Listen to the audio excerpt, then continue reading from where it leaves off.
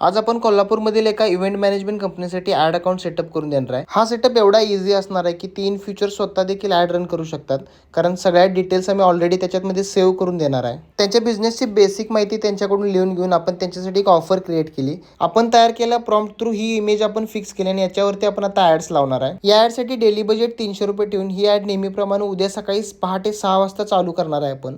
आता या क्लायंटला फेसबुक ॲड्सचं टेक्निकल नॉलेज कमी असल्यामुळे त्यांना प्रत्येक वेळी डिटेल टार्गेटिंग, लोकेशन किंवा एज सिलेक्ट करता येत नाही. आता यासाठी हा पहिला सेट आहे ज्याच्यामध्ये आपण कोल्हापूरमधील वेडिंग आणि एंगेजमेंटचे रिलेटेड लोकांना टार्गेट केलेला आहे.